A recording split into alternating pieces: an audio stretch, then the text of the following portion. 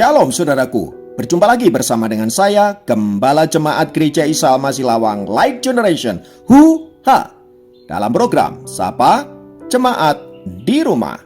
Tetap semangat, tetap berpengharapan, dan harus selalu yakin menjadi pemenang-pemenang di dalam Tuhan kita, Yesus Kristus. Firman Tuhan kali ini terambil dari Roma 14 ayat 8. Roma 14 ayat 8 berkata, sebab jika kita hidup untuk Tuhan, dan jika kita mati untuk Tuhan. Jadi baik hidup atau mati, kita adalah milik Tuhan.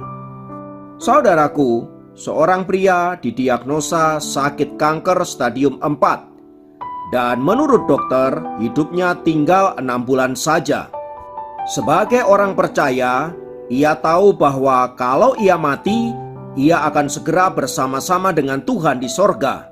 Namun demikian, ia tetap saja mengalami ketakutan. Terlebih lagi bila ia harus menyampaikan hal itu kepada istrinya yang bukan kebetulan sedang sakit jantung. Dia takut kalau-kalau akan membuat istrinya kaget dan bisa mati mendadak.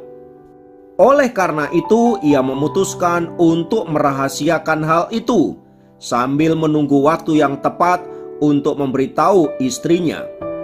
Suatu kali setelah ia mendengarkan firman Tuhan, ia mendapat inspirasi dari Tuhan. Dia berkata kepada istrinya, "Istriku, bagaimana menurut pendapatmu? Seorang teman menitipkan kepada saya sebuah permata yang sangat indah dan harganya mahal. Permata itu begitu indahnya, dan saya sangat menyukai permata itu dan bermaksud untuk tidak mengembalikan kepadanya. Karena saya sangat menyukai permata itu, saya bermaksud merawatnya dan menganggapnya sebagai milik pribadi saya. Saya tidak mau kehilangan permata yang indah itu." Kemudian dengan lembut istrinya berkata, "Suamiku, bukankah permata itu bukan milikmu? Sebenarnya engkau tidak kehilangan apa-apa kalaupun temanmu itu memintanya kembali. Kalau engkau bersikeras untuk mengambilnya dan menjadi milikmu, dan engkau tidak mau mengembalikannya, bukankah itu sama saja dengan mencuri milik orang lain? Bagaimanapun juga, engkau harus mengembalikan kepadanya," jawab istrinya, meyakinkan suaminya yang sedang serius mendengarkan perkataannya tersebut.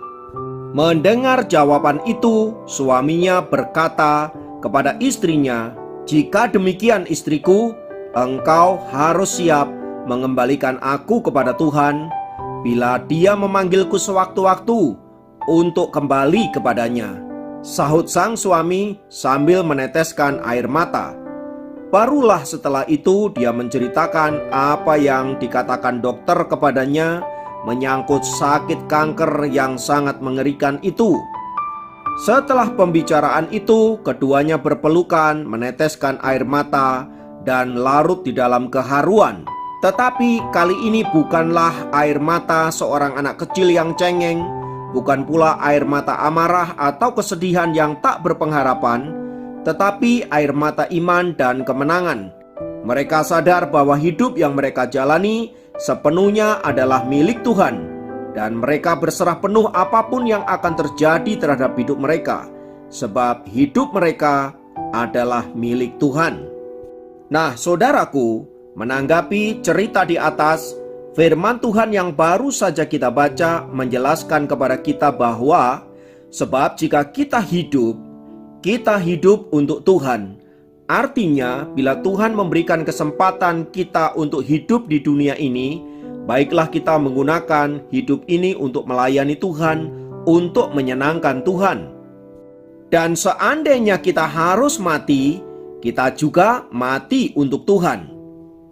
Sebab bagaimanapun Tuhan kita adalah Tuhan yang berkuasa atas kehidupan dan juga atas kematian. Dua-duanya dikendalikan oleh Tuhan. Apalagi firman Tuhan juga mengatakan bahwa Kristus sudah mengalahkan maut.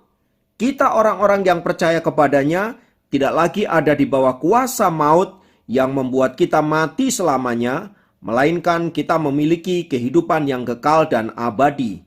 Kematian secara fisik sesungguhnya hanyalah keterpisahan dengan tubuh fana ini.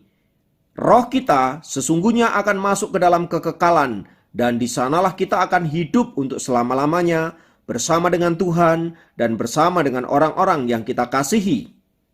Oleh sebab itu, saudaraku, apabila hari-hari ini kita sedang khawatir dengan hidup ini, khawatir dengan kesehatan kita, khawatir dengan masa depan kita, ingatlah bahwa Tuhanlah sang pemilik kehidupan. Ia berkuasa untuk mengangkat dan menurunkan. Ia juga berkuasa untuk menghidupkan dan mematikan. Ia berkuasa untuk membuat orang menjadi kaya atau miskin. Ia juga berkuasa untuk menyelamatkan dan membinasakan orang-orang berdosa. Karena itu, baiklah kita senantiasa menyandarkan diri kita kepada Allah, sang pemilik kehidupan, sang pemilik dari segala sesuatu. Sebab kekhawatiran dan ketakutan yang kita alami toh tidak menambahi jalan kehidupan kita.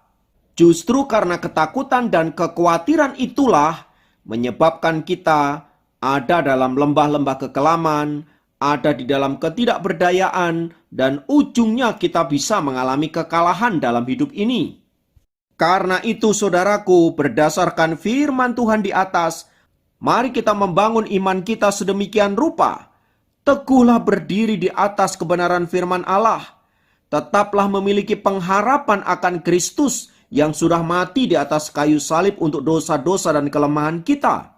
Dan di atas semuanya itu, mari kita berserah penuh kepada Tuhan, karena Dialah pemilik kehidupan kita. Kiranya firman Tuhan ini meneguhkan kita semua, menguatkan kita semua, sehingga kita bisa tetap ada di dalam kehendak dan rencana Tuhan. Mari kita berdoa. Tuhan, Engkaulah kekuatanku, tempat perlindunganku. Aku tidak akan goyah. Kiranya Engkau senantiasa menyertai dalam segala jalan-jalanku. Dan kiranya Roh-Mu senantiasa menguatkan dan meneguhkanku di dalam menjalani hidup ini. Karena itu Bapakku, kuserahkan hidupku ke dalam tangan kasih-Mu. Kiranya Engkau berkenan untuk senantiasa menyertai perjalanan hidupku. Terpujilah nama Tuhan kekal selamanya. Dalam nama Yesus kami berdoa, haleluya, amin. Demikian program Sapa Jemaat kali ini. Sampai jumpa dalam program Sapa Jemaat yang lain. Tuhan Yesus memberkati.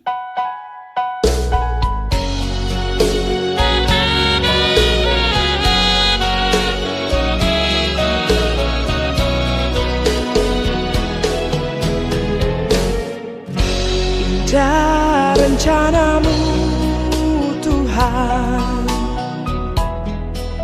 di dalam hidupku, walau ku tak tahu dan ku tak mengerti semua jalan-Mu. Dulu ku tak tahu Tuhan